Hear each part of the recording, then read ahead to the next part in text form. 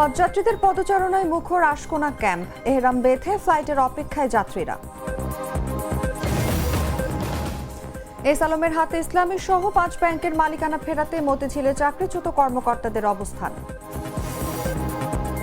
আসছে ইতিহাসের ভয়ঙ্কর এল নিনো, রেকর্ড তাপমাত্রার শঙ্কা, গরমে বিপদে পড়বে কোটি মানুষ। হরমুজকে ব্যবহার করে যুক্তরাষ্ট্রকে ব্ল্যাকমেইল করা হচ্ছে, দাবি মার্কিন প্রেসিডেন্ট ডোনাল্ড ট্রাম্পের। এবং অ্যাটলেটিকোকে হারিয়ে কোপা দেল রের চতুর্থ শিরোপা জিতল রিয়াল সোসিয়েদাদ।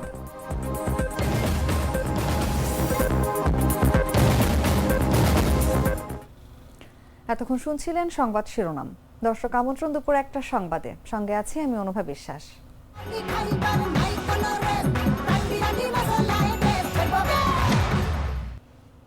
চলে যাচ্ছি পুরো খবরে। হজযাত্রীদের পদচারণায় মুখর আশকোনা ক্যাম্প, এহরাম বেঁধে ফ্লাইটের অপেক্ষায় আছেন হাজারো যাত্রী। রোববার হজযাত্রার দ্বিতীয় দিনে 5,707 জন হাজি 14টি ফ্লাইটে সৌদি আরবের উদ্দেশ্যে রওনা করবেন।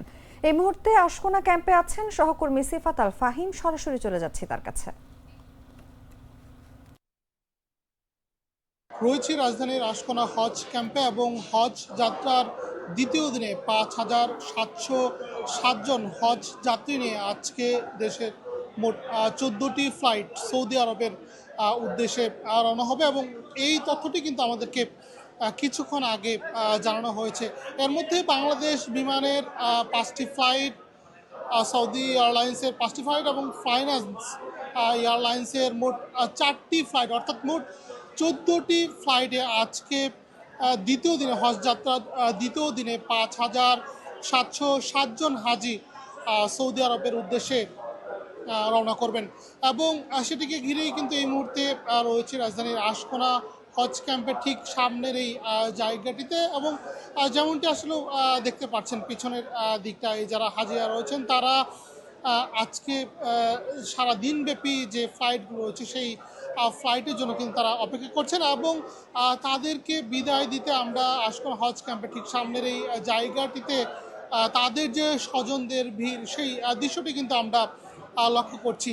এবং যদি একটু বলে রাখি যে গত 18 তারিখে এবছরের যে হজ যাত্রার আনুষ্ঠানিকতা সেটি কিন্তু প্রধানমন্ত্রী তারেক রহমান সেটি উদ্বোধন করেন এবং আজকে দ্বিতীয় দিনে আমরা যেই চিত্রটি দেখতে পাচ্ছি যে এই আশকোনা হজ ক্যাম্পের সামনে যারা হাজিরা রয়েছেন তারা হজ যাত্রার জন্য অপেক্ষা করছেন এবং আজকে মোট 5,707 জন হাজি দেশ থেকে সৌদি আরবের উদ্দেশ্যে রওনা করবে এবং আজকে মোট 14টি ফ্লাইটের যে আনুষ্ঠানিকতা সেটি কিন্তু রয়েছে এবং সকাল থেকেই সেই ফ্লাইটগুলো কিন্তু দেশ থেকে সৌদি আরবের উদ্দেশ্যে গমন করেছে। তো এটি ছিল রাজধানীর আশকোনা হজ ক্যাম্প থেকে হজ যাত্রার দ্বিতীয় দিনের সর্বশেষ তথ্য। দর্শক, আশকোনা ক্যাম্প থেকে সর্বশেষ পরিস্থিতি জানাচ্ছিলেন সহকর্মী সিফাত আল ফাহিম। চলে যাচ্ছি অন্যান্য খবরে। এস আলমের হাতে ইসলামী ব্যাংক সহ 5 ব্যাংকের মালিকানা ফিরিয়ে দেওয়ার দাবিতে রাজধানীর মতিঝিলে অবস্থান কর্মসূচি পালন করেছেন এসব ব্যাংকের চাকরিচ্যুত কয়েক হাজার কর্মকর্তা। তারা বর্তমান পর্ষদকে অবৈধ আখ্যা দিয়ে তা বাতিলের দাবি জানিয়েছেন। রোববার সকাল 10টার দিকে মতিঝিলের দিলকুশা এলাকায় ইসলামী ব্যাংকের প্রধান কার্যালয়ের সামনে এই অবস্থান কর্মসূচি পালন করা হয়। এস আলমের নিয়ন্ত্রণে থাকা 5টি ব্যাংকের চট্টগ্রামের পটিয়া অঞ্চল সহ বিভিন্ন এলাকা থেকে আসা এসব কর্মকর্তা এই কর্মসূচিতে অংশ নেন। বিক্ষোভকারীদের 3 দফা দাবির মধ্যে রয়েছে চাকরিচ্যুতদের পুনর্বহাল, এস আলমের হাতে ব্যাংকের মালিকানা ফিরিয়ে দেয়া এবং বর্তমান পরিচালনা পর্ষদ বাতিল করা। পরিস্থিতি নিয়ন্ত্রণে রাখতে এলাকায় অতিরিক্ত আইন শৃঙ্খলা বাহিনী মোতায়েন করা হয়েছে।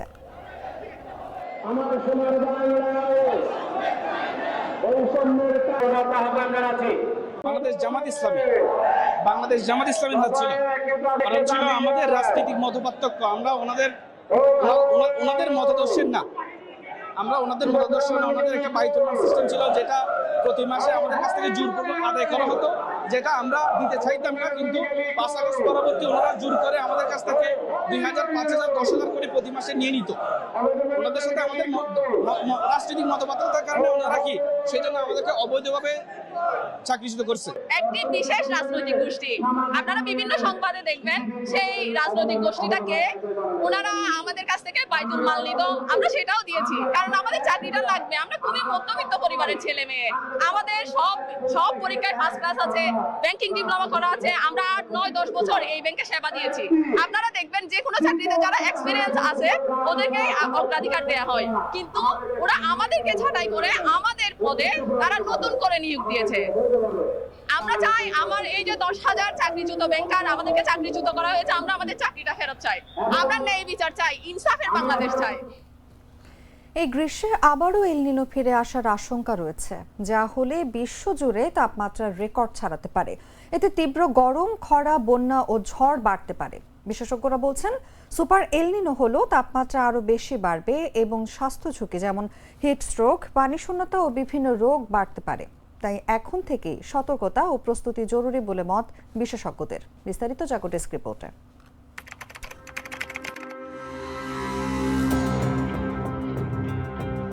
এই গ্রীষ্মে আবারও ফিরতে পারে এল নিনো, আর সেটি যদি অস্বাভাবিক শক্তিশালী হয় তাহলে বিশ্বজুড়ে তাপমাত্রা নতুন রেকর্ড ছুঁতে পারে বলে সতর্ক করছেন আবহাওয়া বিশেষজ্ঞরা।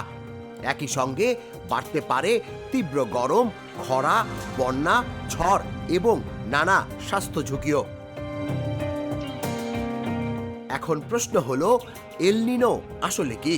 এল নিনো হলো প্রশান্ত মহাসাগরের মধ্য ও পূর্ব অংশের সমুদ্রপৃষ্ঠের পানি স্বাভাবিকের তুলনায় উষ্ণ হয়ে ওঠা। এতে বৈশ্বিক আবহাওয়ায় বড় ধরনের পরিবর্তন দেখা দেয়। যুক্তরাষ্ট্রের ক্লাইমেট প্রেডিকশন সেন্টার বলছে চলতি গ্রীষ্মে এল নিনো তৈরির সম্ভাবনা ৬২%। বিশেষজ্ঞদের ভাষায় সুপার এল নিনো হলে তাপমাত্রা স্বাভাবিকের চেয়ে অন্তত 2 ডিগ্রি সেলসিয়াস পর্যন্ত বাড়তে পারে। আলবানি বিশ্ববিদ্যালয়ের অধ্যাপক ডক্টর পল রাউন্ডি আশঙ্কা প্রকাশ করে বলেন, 140 বছরের মধ্যে অন্যতম শক্তিশালী এল নিনো ঘটতে পারে এবার। স্বাস্থ্য বিশেষজ্ঞরা বলছেন, অতিরিক্ত গরমে হিট স্ট্রোক, পানি শূন্যতা, শ্বাসকষ্ট, হৃদরোগ জটিলতা ও ডায়রিয়ার ঝুঁকি বাড়ে। শিশু, বয়স্ক ও দীর্ঘমেয়াদী রোগীরা থাকবেন সবচেয়ে বেশি ঝুঁকিতে। অন্যদিকে ভারী বৃষ্টিপাত হলে ডেঙ্গু, ম্যালেরিয়া ও পানিবাহিত রোগও বাড়তে পারে। বিশ্ব আবহাওয়া সংস্থা বলছে, এল নিনো শুধু আবহাওয়ার বিষয় নয়, এটি কৃষি, স্বাস্থ্য, জ্বালানি ও পানি ব্যবস্থাপনায়ও বড় প্রভাব ফেলে। বিশেষজ্ঞদের পরামর্শ, এখন থেকেই গরম মোকাবেলায় পর্যাপ্ত পানি পান, রোদ এড়িয়ে চলা, স্বাস্থ্যসেবা প্রস্তুতি ও দুর্যোগ পরিকল্পনা জোরদার করা জরুরি। কারণ এল নিনো শুধু তাপ বাড়ায় না, বাড়ায় মানবিক সংকটও। তুষার ইসলাম, জাগো নিউজ। বাছাইকৃত লাল সরিষার দানা থেকে তৈরি হয় প্রাণ সরিষার তেল, আসল ঝাঁঝে আসল স্বাদে। বিশ্ববাজারের সঙ্গে সামঞ্জস্য রেখে দেশে ভোক্তা পর্যায়ে ডিজেল, কেরোসিন, অকটেন ও পেট্রোলের দাম বাড়িয়েছে সরকার। নতুন নির্ধারিত এই দাম আজ থেকে সারা দেশে কার্যকর হবে। শনিবার বিদ্যুৎ, জ্বালানি ও খনিজ সম্পদ মন্ত্রণালয় থেকে পাঠানো এক সংবাদ বিজ্ঞপ্তিতে এই মূল্য সমন্বয়ের কথা জানানো হয়। এতে বলা হয়, ডিজেলের বিক্রয় মূল্য প্রতি লিটার 100 টাকা থেকে 15 টাকা বাড়িয়ে 115 টাকা ও অকটেন 120 টাকা থেকে 20 টাকা বাড়িয়ে 140 টাকা পুনর্নির্ধারণ করা হয়েছে। এছাড়া পেট্রোলের দাম 116 টাকা থেকে 19 টাকা বাড়িয়ে 135 টাকা এবং কেরোসিনের দাম 112 টাকা থেকে 18 টাকা বাড়িয়ে 130 টাকা পুনর্নির্ধারণ বা সমন্বয় করা হয়েছে। বিদ্যুৎ, জ্বালানি ও খনিজ সম্পদ মন্ত্রণালয় জানিয়েছে, নতুন এই দাম কার্যকর হওয়ার ফলে রোববার থেকে দেশের সব ফিলিং স্টেশন ও পরিবেশক পর্যায়ে এই নির্ধারিত মূল্যে জ্বালানি তেল বিক্রি করতে হবে। এদিকে দেশের বাজারে জ্বালানি তেলের দাম বাড়ানোয় সরকারকে সাধুবাদ জানিয়েছে বাংলাদেশ পেট্রোল পাম্প মালিক সমিতি।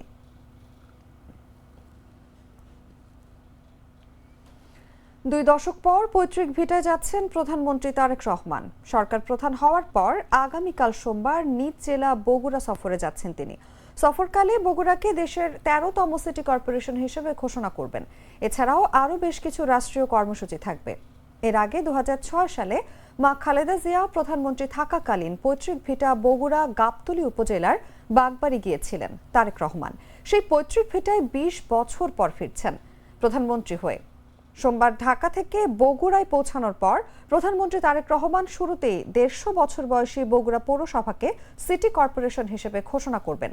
একদিনের সফরের শেষ দিকে শহরের আলফাতুন্নেসা খেলার মাঠে আয়োজিত জনসভায় অংশ নেবেন তিনি। এছাড়াও বগুড়া আদালত প্রাঙ্গণ থেকে দেশের ১৫টি জেলায় একযোগে ই-বেল বন্ড কার্যক্রমের আনুষ্ঠানিক উদ্বোধন করবেন প্রধানমন্ত্রী। এছাড়াও বাগবাড়িতে আয়োজিত ফ্যামিলি কার্ড বিতরণ অনুষ্ঠানেও যোগ দেবেন তিনি। প্রধানমন্ত্রীর আসার খবরে গাবতলীর মানুষের মন জুড়ে যেন ঈদের খুশি।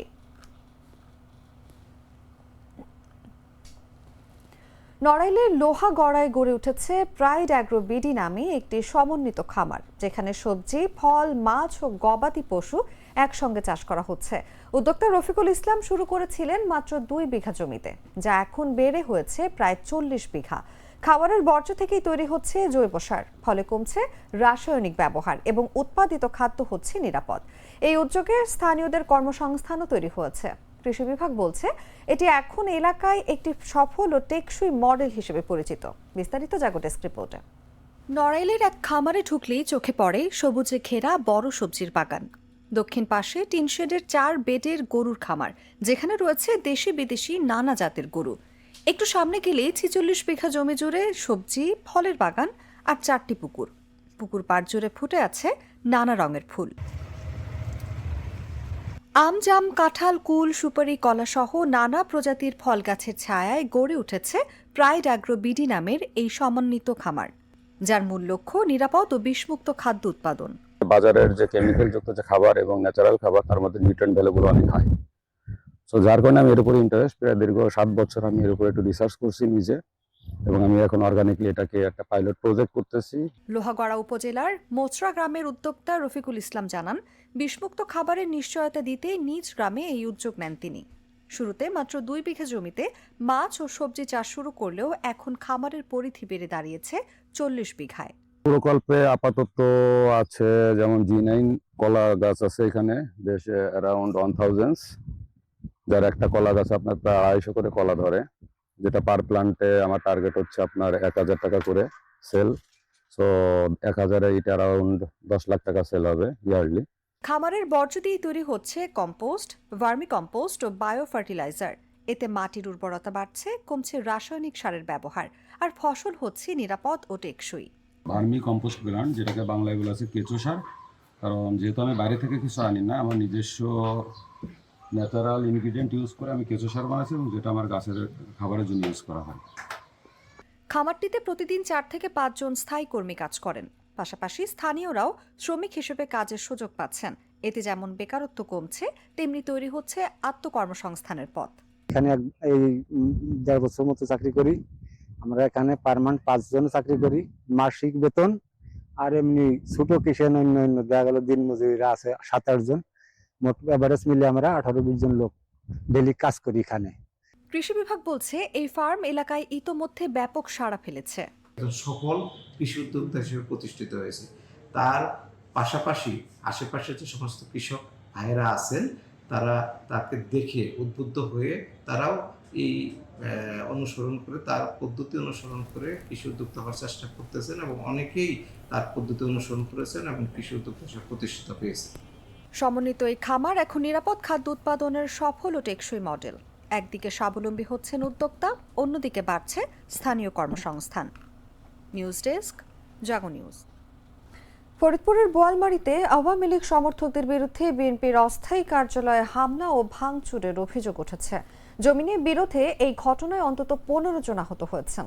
এ সময় কয়েকটি দোকান ও বাড়িতে হামলা চালিয়ে ভাঙচুর করা হয়। শনিবার সন্ধ্যা ৭:৩০টার দিকে উপজেলার দাঁতপুর ইউনিয়নের কমলেশ্বরদী চরপাড়া বাজার এলাকায় এই ঘটনা ঘটে। পরে রাত ৮:৩০টার দিকে উভয় পক্ষের মধ্যে ধাওয়া পাল্টা ধাওয়ার ঘটনা ঘটে।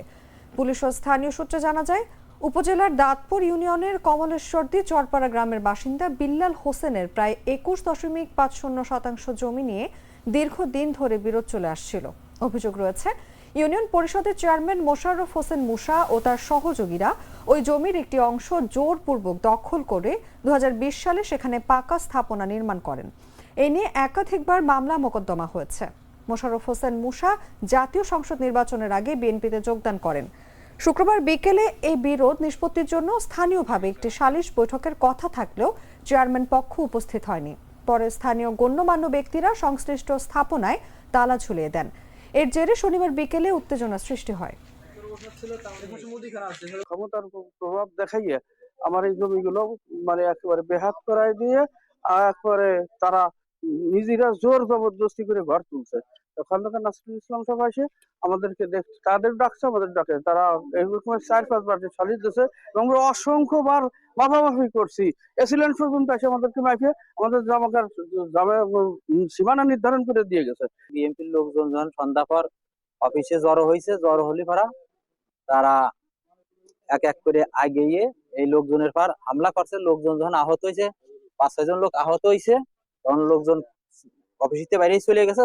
যাওয়ার পর তারা এই অফিসের চেয়ার, টেবিল, টিভি, বেঞ্চ ভাঙ্গে গুঁড়ো গুঁড়ো করে তারপরে যে 2টা দোকান ভাঙছে, 2টা বাড়ি ভাঙছে। মোশাররফ এখানে আজকে এসে এই দোকানপাট গুলো কিছুটা ভাঙচুর করছে এবং সাথে যে বিএনপি অফিস ছিল, অস্থায়ী একটা অফিস আছে, সেই অফিসটাকে ভাঙচুর করেছে। ভাঙচুর করে চেয়ার টেবিল ভাঙচুর করে 4 জনকে আহত করেছে। ইত্যবসরে আমরা খবর পেয়ে সাথে সাথে ঘটনাস্থলে আসি এবং ঘটনাস্থল থেকে একজনকে গ্রেপ্তার করা হয়েছে। এখন পরিস্থিতি শান্ত আছে, এ ব্যাপারে আইনগত ব্যবস্থা প্রক্রিয়াধীন আছে।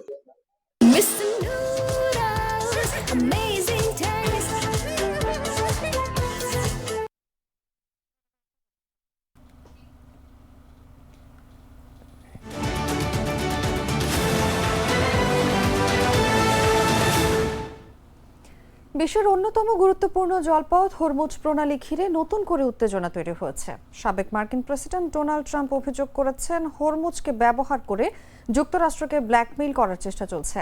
একই সঙ্গে হুঁশিয়ারি দিয়ে তিনি বলেন, এই গুরুত্বপূর্ণ জলপথকে কোনো ধরনের অস্বাভাবিক নড়াচড়া হলে তা সরাসরি টার্গেটে পরিণত হতে পারে। ফলে হরমুজ প্রণালী এখন আবারও বৈশ্বিক রাজনীতি ও নিরাপত্তা ইস্যুর কেন্দ্রবিন্দুতে উঠে এসেছে। বিশেষজ্ঞরা বলছেন, হরমুজ প্রণালী দিয়ে বিশ্বের বড় অংশের জ্বালানি তেল পরিবহন হয়। তাই এখানে উত্তেজনা বাড়লে এর প্রভাব পড়বে আন্তর্জাতিক জ্বালানি বাজার ও বৈশ্বিক অর্থনীতিতে। ইতোমধ্যে শিপিং কোম্পানিগুলো সতর্ক অবস্থানে রয়েছে এবং ঝুঁকি এড়াতে অনেকেই বিকল্প পথ খুঁজছে। এই পরিস্থিতিতে মধ্যপ্রাচ্যে নতুন করে সংঘাতের আশঙ্কা বাড়ছে, যা বিশ্ব রাজনীতিতেও বড় প্রভাব ফেলতে পারে।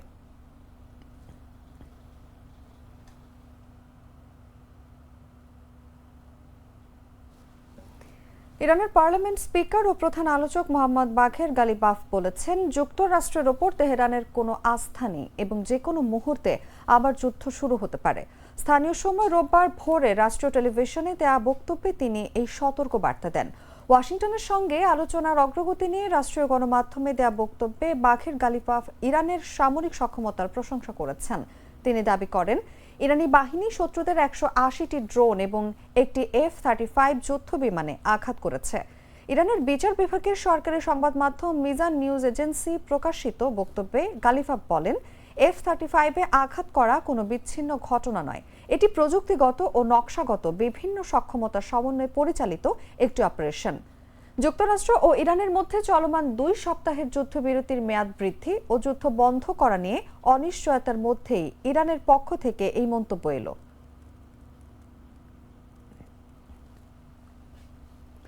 এবার বাব আল মানদেব প্রণালী বন্ধের হুমকি দিয়েছে ইয়েমেনের হুথি বিদ্রোহীরা। সানায় অবস্থিত হুথি সরকারের উপপররাষ্ট্রমন্ত্রী হুসেইন আল এজি সতর্ক করেছেন, ট্রাম্প যদি শান্তি প্রতিষ্ঠায় বাধা দেয়া অব্যাহত রাখেন তবে বিদ্রোহীরা ইয়েমেনের উপকূলের বাব আল মানদেব প্রণালী বন্ধ করে দিতে পারে। হুসেইন আল এজি এক্সে প্রকাশিত এক বিবৃতিতে লিখেছেন, সানা যদি বাব আল মানদেব বন্ধ করার সিদ্ধান্ত নেয় তবে তা খোলার ক্ষেত্রে সমগ্র মানবজাতি শক্তিহীন হয়ে পড়বে। তিনি বলেন, ট্রাম্পের এবং এই ষড়যন্ত্রে জড়িত বিশ্বের জন্য এটাই সর্বোত্তম যে তারা অবিলম্বে শান্তির পথে বাধা সৃষ্টিকারী সব কার্যকলাপ ও নীতির অবসান ঘটাবে এবং জনগণ ও জাতির অধিকারের প্রতি প্রয়োজনীয় সম্মান প্রদর্শন করবে। বাবল মান্দি প্রণালী লোহিত সাগরকে এডেন উপসাগরের সঙ্গে সংযুক্ত করেছে এবং এটি একটি গুরুত্বপূর্ণ নৌ চলাচলের সংকীর্ণ পথ। এই পথ দিয়ে সমুদ্রপথে চলাচলকারী জাহাজগুলোকে সুয়েজ খালের দিকে পরিচালিত হয়। এর সবচেয়ে সংকীর্ণ অংশটি 29 কিলোমিটার চওড়া, যা অভ্যন্তরীণ ও বহির্গামী জাহাজ চলাচলকে দুটি চ্যানেলে পরিচালনা করে। এটি বিশ্বব্যাপী সমুদ্রপথে পণ্য পরিবহনের অন্যতম গুরুত্বপূর্ণ একটি পথ, বিশেষ করে পারস্য উপসাগর থেকে ভূমধ্য সাগরে অপরিশোধিত তেল ও অন্যান্য জ্বালানি এবং রাশিয়ার তেল সহ এশিয়াগামী বিভিন্ন পণ্য পরিবহনের জন্য।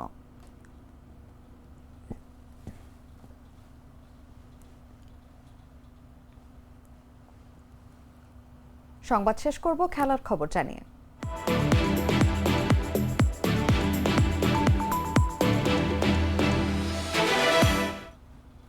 টাইব্রেকারে অ্যাটলেটিকো মাদ্রিদকে 4-3 ব্যবধানে হারিয়ে চতুর্থবারের মতো কোপা দেল রের শিরোপা জিতেছে রিয়াল সোসিয়েদাদ। রিয়াল সোসিয়েদাদের শুরুটা ছিল স্বপ্নের মতো। কোপা দেল রে ফাইনাল ম্যাচের ইতিহাসে দ্রুততম গোল করে এগিয়ে যায় তারা। আন্ডার বারেনেজিয়ার হেড চলে যায় প্রতিপক্ষ গোলকিপারের নাগালের বাইরে, তবে দ্রুতই ম্যাচে ফেরে অ্যাটলেটিকো। 19 মিনিটে অ্যান্টনিও গ্রিজম্যানের কাছ থেকে বল পেয়ে গোল করে সমতা ফেরান আদেমোলা লুকম্যান। প্রথমার্ধের ইনজুরি টাইমে আবার এগিয়ে যায় সোসিয়েদাদ। পেনাল্টি থেকে মিকেল ওয়ারজাবালের গোল দলকে 2-1 ব্যবধানে লিড এনে দেয়। দ্বিতীয়ার্ধে একচেটিয়া আক্রমণ চালায় অ্যাটলেটিকো এবং শেষ দিকে হুলিয়ান আলভারেজের দারুণ শটে ম্যাচ 2-2 সমতায় ফেরে। ফলে ম্যাচ গড়ায় অতিরিক্ত সময়ে কোনো দল গোল করতে না পারায় খেলা গড়ায় টাইব্রেকারে। সেখানে শুরুতেই ব্যর্থ হয় অ্যাটলেটিকো। এই জয়ে 1987 সালের ফাইনালের পুনরাবৃত্তি ঘটল। তখনও একইভাবে টাইব্রেকারে অ্যাটলেটিকোকে হারিয়েছিল লা রিয়াল।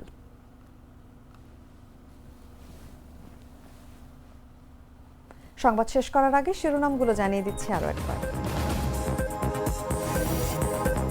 হজযাত্রীদের পদচারণায় মুখর আশকোনা ক্যাম্প, এহরাম বেঁধে ফ্লাইটের অপেক্ষায় যাত্রী।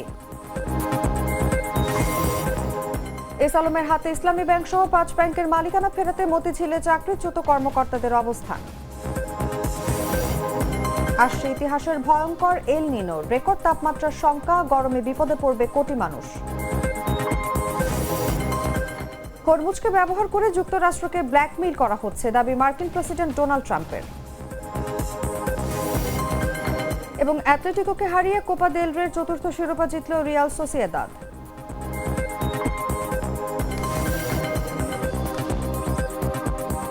দর্শক, এই ছিল এখনকার মতো। এরপর দেখবেন দুপুর 3টার সংবাদ। প্রতি মুহূর্তে সর্বশেষ খবর জানতে ভিজিট করুন jagonews24.com। ফলো করুন আমাদের ভেরিফাইড ফেসবুক পেজ এবং সাবস্ক্রাইব করুন জাগো নিউজের ইউটিউব চ্যানেল। ধন্যবাদ সবাইকে।